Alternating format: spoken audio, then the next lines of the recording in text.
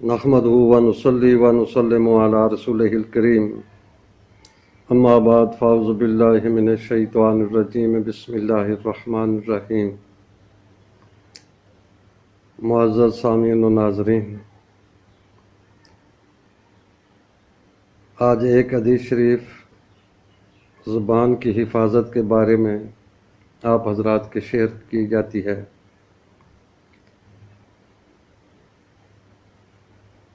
نبی پاک صلی اللہ علیہ وسلم نے فرمایا، یہ حدیث شریف بخاری شریف میں روایت ہے، عن سہل بن سعد، حضرت سہل بن سعد رضی اللہ تعالیٰ عنہ سے مروی ہے، قال، آپ فرماتے ہیں، قال رسول اللہ صلی اللہ علیہ وسلم، کہ نبی پاک صلی اللہ علیہ وسلم نے ارشاد فرمایا، من لی ما بین لحییہ و ما بین رجلیہ ادم اللہ الجنہ، او کما قال علیہ الصلوۃ والسلام،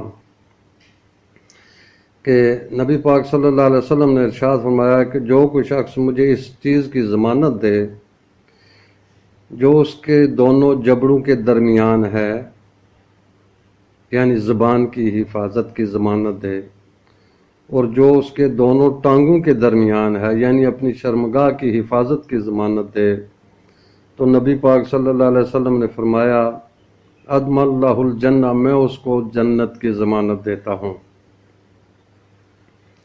یہاں پر دو چیزیں، کہ ایک زبان کی حفاظت ہے، ایک شرمگاہ کی حفاظت ہے۔ زبان کی حفاظت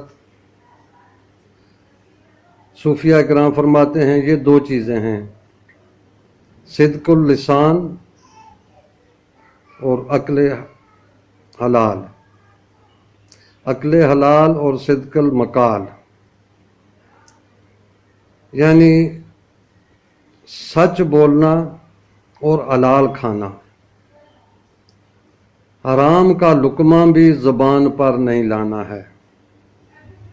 حرام کے جتنے ذرائع ہیں نا، رشوت ہے، چوری ہے، ڈاکہ ہے، اس قسم کے جتنے بھی ذرائع ہیں ان سے بچنا ہے، حلال کھانا ہے، کیونکہ حرام کا لقمہ بھی آدمی زبان پر رکھے نا، اس کو کھا لے، 40 دن تک اس کی عبادت قبول نہیں ہے، اس کی دعا قبول نہیں ہے۔ تو اس لحاظ سے زبان کی حفاظت میں ایک چیز کہ حلال کھانا ہے، اور دوسری چیز صدق مقال، سچی گفتگو کرنی ہے، جھوٹ نہیں بولنا، غیبت نہیں کرنی، یعنی زبان کے ساتھ جتنی بھی کسی دل آزاری ہو سکتی ہے، جھوٹ ہے، فریب ہے، مکاری ہے، غیبت ہے، ان چیزوں سے اپنی زبان کو محفوظ رکھنا ہے۔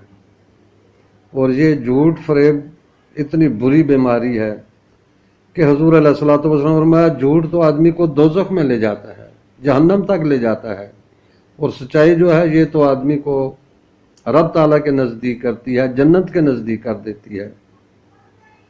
تو اس لیے زبان کو جھوٹ سے ملوث نہیں کرنا اور حرام غذا سے اس کو دور رکھنا، یہ زبان کی حفاظت ہے۔ دوسری چیز جو نبی پاک صلی اللہ علیہ وسلم نے فرمائی، اپنے شرمگاہ کی حفاظت۔ شرمگاہ کی حفاظت یہ ہے کہ ایک شخص سوائے اپنی منکوحہ بیوی کے باقی جتنی بھی عورتیں ہیں ان کو یا اپنی ماں سمجھے، اپنی بہن سمجھے، اپنی بیٹی سمجھے، اس کے علاوہ اور کسی رشتے سے اس کو نہ تصور کرے۔ اسی طریقے سے جتنے مرد ہیں وہ سوائے اپنی منکوحہ بیوی کے علاوہ تمام عورتوں کو یا اپنی بہن دیکھیں، اپنی ماں کی نظر سے دیکھیں، یا اس کو اپنی بیٹی تصور کریں، اس کے علاوہ اور کوئی رشتہ تصور نہ کریں۔ تو یہ دو چیزیں حضور علیہ الصلوۃ والسلام نے فرمایا، ان دو چیزوں کی ضمانت تم مجھے دو نا، میں تمہیں جنت کی ضمانت دیتا ہوں۔ یعنی زبان یہ تمہاری حفاظت تمہارے کنٹرول میں ہے، شرمگاہ تمہارے کنٹرول میں ہے، ان کی دونوں کی حفاظت کرو اور ان کی ضمانت دو۔ جنت رب تعالیٰ نے میرے کنٹرول میں دی ہے، کیونکہ جو چیز کسی آدمی کے قبضہ میں نہ ہو، کنٹرول میں نہ ہو، اس کی ضمانت نہیں دی جا سکتی. تو ضمانت اسی چیز کی دی جا سکتی ہے جس چیز پر کنٹرول ہوتا ہے. تو نبی پاک صلی اللہ علیہ وسلم جنت کی ضمانت دے رہے ہیں. گویا کیا فرماتے ہیں، جنت رب تعالیٰ نے میرے کنٹرول میں دی ہے، جنت کی میں ضمانت دیتا ہوں. یہ باقی دو چیزیں یہ تمہارے پاس ہیں، تمہارے کنٹرول میں ہیں، ان کی حفاظت کی ضمانت تم دو، میں تمہیں جنت کی ضمانت دیتا ہوں. تو الحمدللہ سودا سستا ہے، مہنگا نہیں ہے. آدمی تھوڑی سی محنت کرے تو ان دونوں چیزوں پر کنٹرول کیا جا سکتا ہے.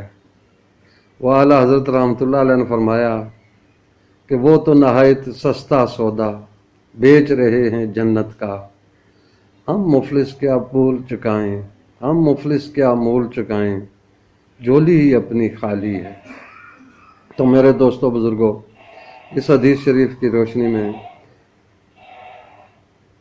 سے ہمیں یہ پتہ چلتا ہے کہ جھوٹ سے دور رہیں، فریب نہ کریں، غیبت نہ کریں، دوسروں کی دل آزاری نہ کریں، کسی کو دکھ نہ پہنچائیں. رب تعالیٰ آپ کو جنت الفردوس میں مقام عطا فرمائے گا. وصلی اللہ تعالیٰ علیہ وسلم.